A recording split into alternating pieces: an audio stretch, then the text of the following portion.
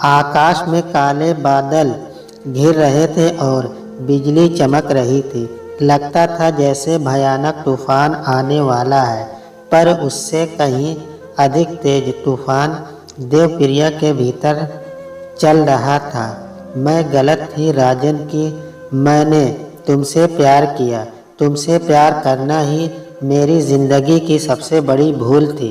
फपक पड़ी थी देवप्रिया और न चाहते हुए भी दिल के किसी कोने में राजन आज भी था। और राजन पता नहीं यह उसकी मजबूरी थी या कमजोरी, पर सच्चाई यही थी कि अब उसका प्यार बदल चुका था, जीवन साथी बदल चुका था। देवप्रिया उसकी जिंदगी में वह बस उस लहर की तरह थी जो उसे उसकी मंजिल तक पहुंचा गई थी। इधर देवप्रिया को रह रहकर वो दिन याद आ रहे थे जब वह राजन से मिली थी। कॉलेज में हुई उसकी दोस्ती कब उसको इतना करीब ले आई कि एक दूजे के बिना जीवन की कल्पना करना भी उसके लिए बेमानी हो गया था। वैसे तो दोनों दो ध्रुवे की तरह ही थे। अपने माता पिता की लाडली उत्तर भारतीय देवप्रिया का जीवन बहुत ही लाड़ प्यार से बीता था, जबकि 4 बहनों का इकलौता भाई राजन दक्षिण भारतीय था और पिता की असमय मृत्यु के बाद उसका बचपन उतना खुशहाल नहीं था। उसकी शुरुआती शिक्षा चेन्नई के एक गांव में ही हुई थी। पढ़ाई के अव्वल और देखने में ऊंचा लंबा राजन किसी फिल्मी हीरो से कम नहीं लगता था। स्कूल में ही न जाने कितनी लड़कियां उस पर मरती थी, पर उसका दिल कब प्रिया के लिए धड़कने लगा उसे खुद पता ही नहीं चला।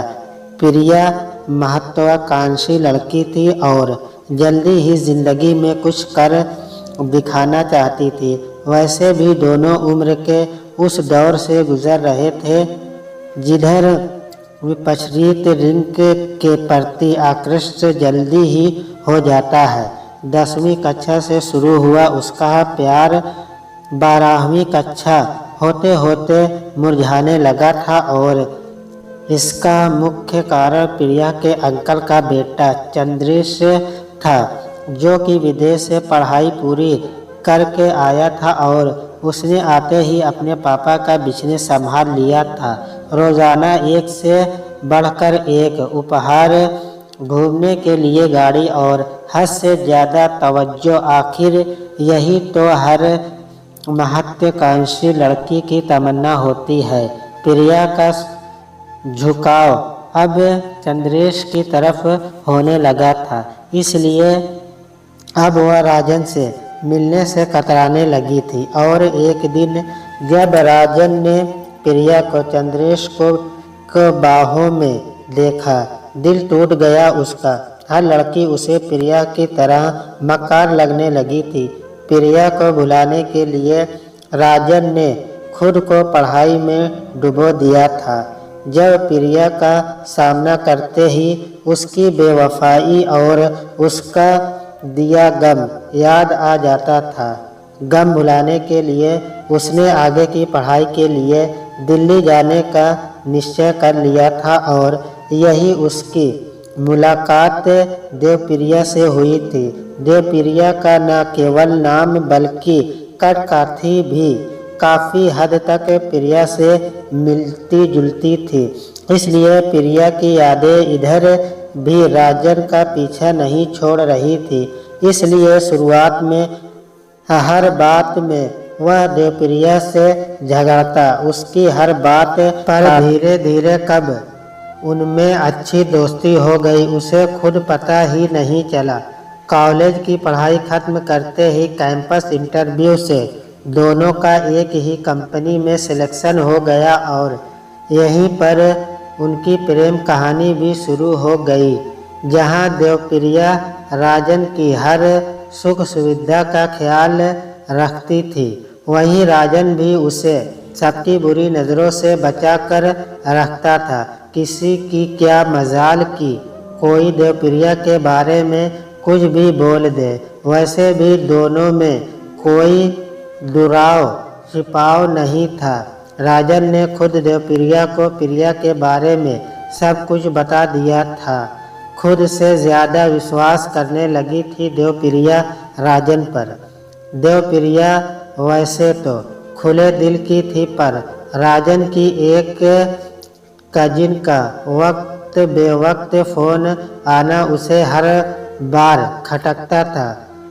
उसने सुन रखा था कि दक्षिण भारतीयों में कजिन से शादी हो सकती है, इसलिए उसने राजन से इसके बारे में पूछा भी। इस पर राजन ने हंसते हुए बताया कि ऐसा कुछ नहीं है, वह उसकी बड़ी बहन की तरह है।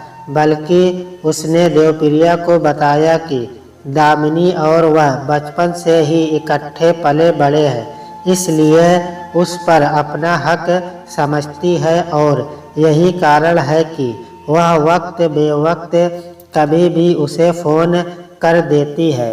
राजन देवप्रिया से कुछ भी नहीं छुपाता था, इसलिए भी देवप्रिया निश्चित हो गई।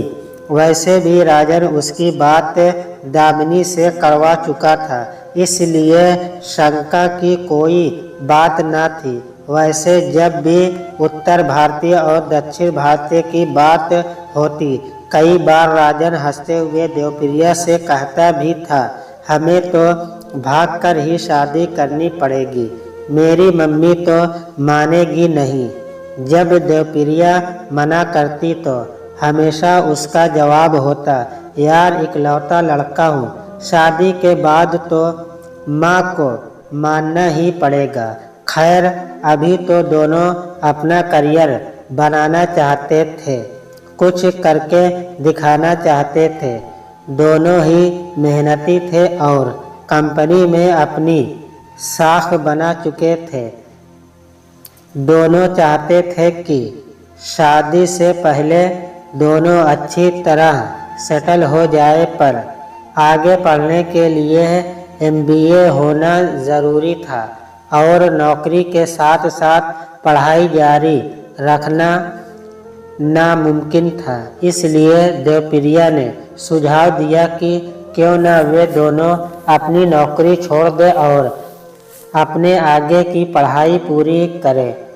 सिर्फ 2 वर्ष की ही तो बात है, पर राजन पढ़ाई का अतिरिक्त खर्च अपनी माँ पर नहीं डालना चाहता था, इसलिए वह चुप ही रहा। देवप्रिया राजन के साथ अपने सुखद भविष्य के सपने देख चुकी थी, इसलिए उसने राजन को आगे पढ़ने के लिए प्रेरित किया और अपनी कसम देकर इस बात के लिए मना लिया कि राजन MBA करे और वह तब तक नौकरी करके उसका ध्यान रखेगी।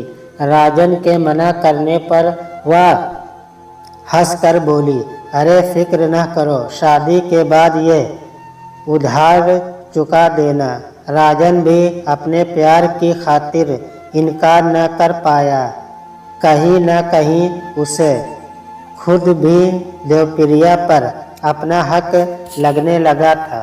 सच में अपने प्यार से बिछुड़ना बहुत कष्टदायी होता है और ये बात वही समझ सकता है जिसने प्यार किया हो। राजन को बेंगलुरु भेजना देवप्रिया के लिए मुश्किल तो था, पर एक अच्छे भविष्य के लिए ये ज़रूरी भी था। और फिर वो दिन भी आया जब राजन को बेंगलुरु जाना था। भरी आंखों से वह राजन से बोली, भूल तो नहीं जाओगे? राजन उसका हाथ अपने हाथों में लेकर राजन बोला, सिर्फ कुछ सालों के लिए ही तो जा रहा हूँ मेरी जान, बीच बीच में आता रहूँगा और तुम ही मेरी जन्मों जन्मों की साथी हो। फिर यह अविश्वास क्यों? कुछ था ही नहीं तो देवप्रिया क्या बोलती। मन, आँखों और फीकी मुस्कान से दोनों ने एक दूसरे को विदाई दी। बेंगलुरु जाने के बाद लगभग रोजाना ही दोनों में बातचीत हो जाती थी। अपने सुखद भविष्य की उम्मीद में राजन दिल लगाकर मेहनत कर रहा था। आज 6 महीने बाद वह उससे मिलने आने वाला था। देवप्रिया ने ऑफिस से छुट्टी ले ली थी ताकि वह अपना पूरा दिन राजन के साथ बिता पाए। स्टेशन पर राजन को देखते ही भागकर उससे लिपट गई देवप्रिया। आंखों से बहते आंसू राजन को भिगोते रहे।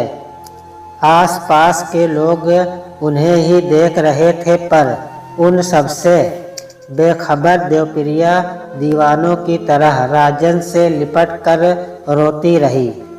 आसपास के लोगों की घुसती हुई निगाहों को नज़रअंदाज करते हुए राजन उसे स्टेशन से बाहर ले आया। पूरा दिन उन्होंने साथ ही गुजारा। बीच बीच में दामिनी का फ़ोन भी आता रहा।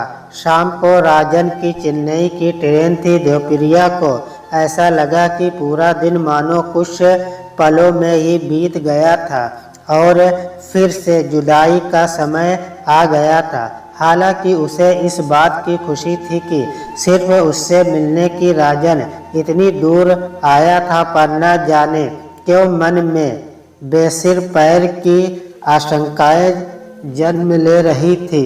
कुछ तो था जो देवप्रिया को आगाह कर रहा था। रह रहकर उसका मन किसी अनिष्ट की आशंका से भयभीत हो रहा था। शायद जब आप किसी को खुद से ज़्यादा प्यार करो, उसको खोने का डर ज़्यादा लगता है। देवप्रिया का डर भी शायद इसी कारण था। खैर, फिर दोबारा जल्दी ही मिलने का वादा कर राजन ने उससे विदाई ली। इधर देवप्रिया के घर में भी अब उसकी शादी की बात चलनी शुरू हो चुकी थी, पर किसी तरह से उसने अपने माता पिता को 2 वर्ष तक रुकने को मना किया था।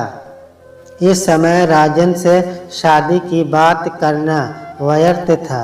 वह अब पढ़ाई में इतना व्यस्त हो चुका था कि उनमें बातचीत पहले से काफ़ी कम हो गई थी। फिर भी इस बीच उसे जब भी समय मिला वह दिल्ली देवप्रिया से मिलने आया था। कैंपस प्लेसमेंट से राजन को एक मल्टीनेशनल कंपनी में बहुत बढ़िया नौकरी मिल गई थी। देवप्रिया को बस अब उसके वापस आने का इंतज़ार था। राजन ने उसे बताया कि वह पहले घर जाकर खुद अपनी माँ को यह खुशखबरी देगा और फिर उसके बाद उससे आकर मिलेगा। बेबसी से देवप्रिया राजन का इंतज़ार करने लगी। वादे के अनुसार राजन अगले हफ्ते दिल्ली पहुंच गया। अपना हर वादा पूरा कर रहा था राजन, पर न जाने क्यों देवप्रिया को राजन के बातचीत के तरीके में कुछ बदलाव लग रहा था। हमेशा की तरह इस बार भी वह एक दिन के लिए ही आया था, पर लगातार फ़ोन आने की वजह से उसके और राजन के बीच ना के बराबर बातचीत हो पा रही थी। हर बार फ़ोन आने पर वह उठकर दूसरी जगह चला जाता था और बातचीत पूरी होने के बाद ही वापस आता था। इससे पहले कभी भी राजन ने इस तरह का व्यवहार नहीं किया था। बहुत पूछने पर भी वह किसका फ़ोन है, राजन बात टालता रहा। खैर, देवप्रिया एक दिन की खुशी को लड़ाई झगड़े में खराब नहीं करना चाहती थी, इसलिए चुप हो गई। राजन ने भी उससे इधर उधर की बात की। शादी की बात को वो फिलहाल मम्मी नहीं मान रही कहकर टाल गया था। उसने अंदाज़ा लगाया कि हो सकता है फ़ोन राजन के घर से ही आ रहे हो और वो देवप्रिया को किसी प्रकार की टेंशन नहीं देना चाहता है। इसलिए उसके सामने बात न कर रहा हो। यह सोचकर ही उसके अधरों में मुस्कुराहट आ गई। देवप्रिया को पता था कि खुद उसके माता पिता राजन की मम्मी की सहमति के बिना उसकी शादी को राजी नहीं होंगे, सो उसे भी इंतज़ार करना ही ठीक लगा। राजन को मुंबई गए हफ्ते से ज़्यादा हो गया था। इस बीच उसने खुद कोई फ़ोन भी न किया था।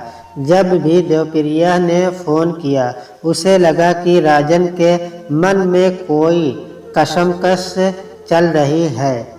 नई नौकरी और खुद को काबिल साबित करने की टेंशन थी या कोई व्यक्तिगत समस्या, वो समझ ही न पा रही थी।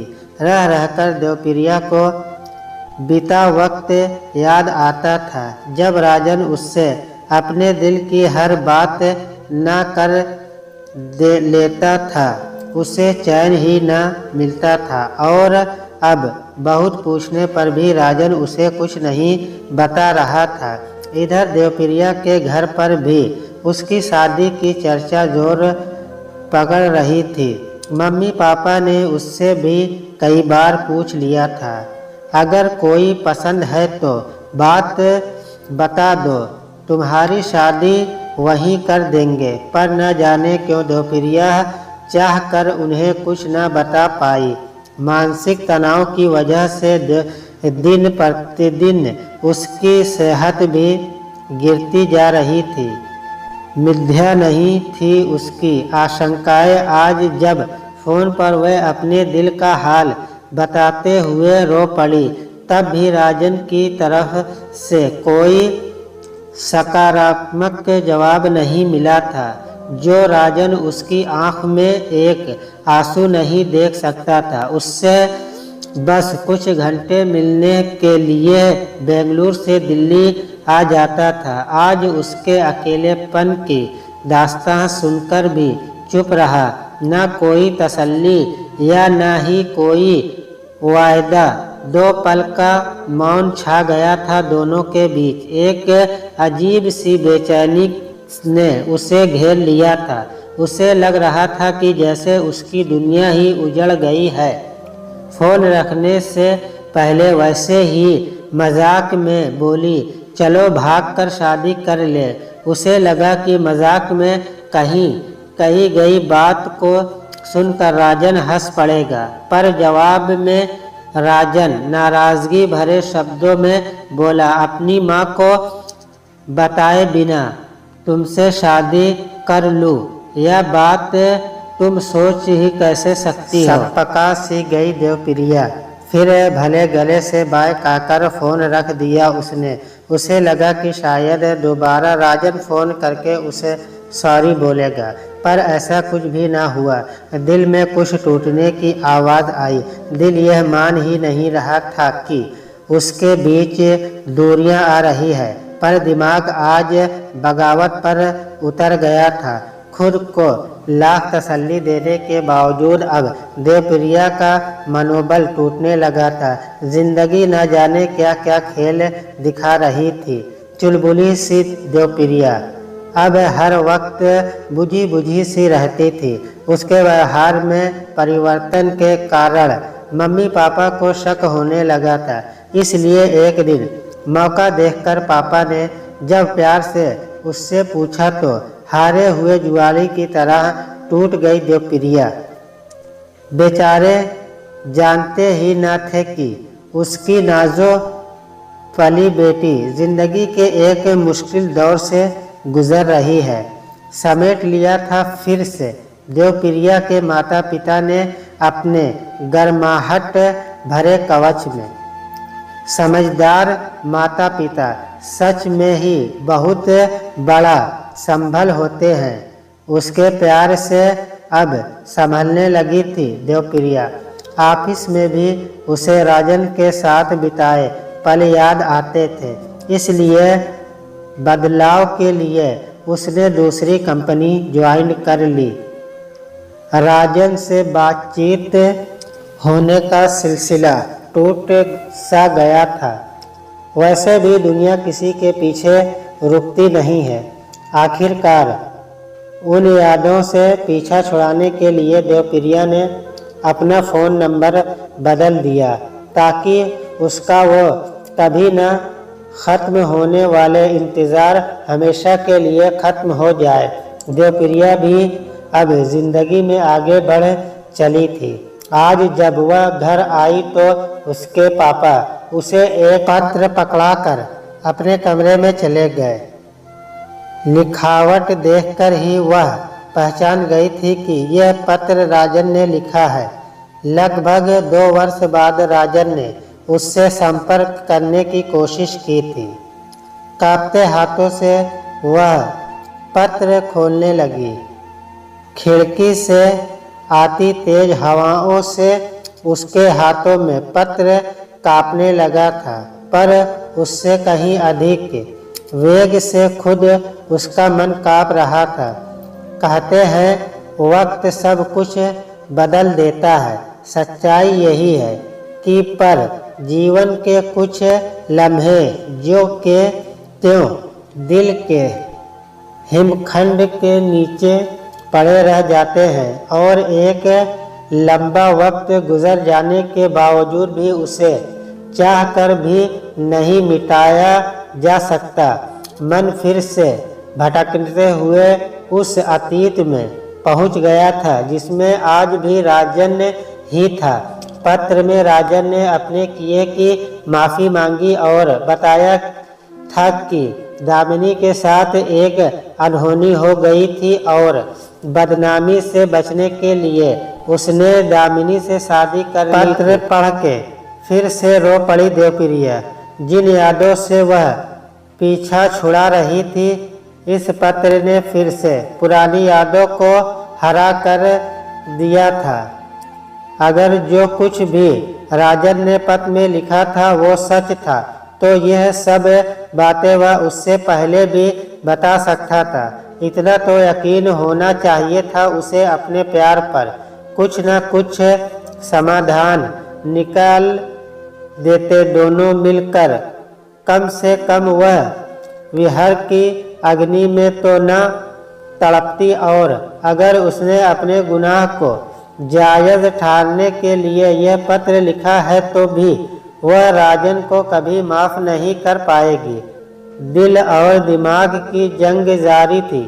पत्र के अंत में राजन ने अपना नंबर दिया हुआ था। 2-3 दिन बाद कांपते हाथों से उसने राजन का नंबर डायल किया। देवप्रिया की आवाज़ सुनते ही राजन बोला, मुझे विश्वास था कि मेरा पत्र मिलते ही तुम मुझे फ़ोन करोगी। मैं तुमसे बात करना चाहता था, पर तुमने बिन बताए अपना नंबर बदल दिया था। तुमसे बात करने का और कोई माध्यम न था, इसलिए मुझे तुम्हें पत्र लिखना पड़ा। इतने सालों बाद तुम्हें पत्र लिखने की क्या ज़रूरत पड़ गई?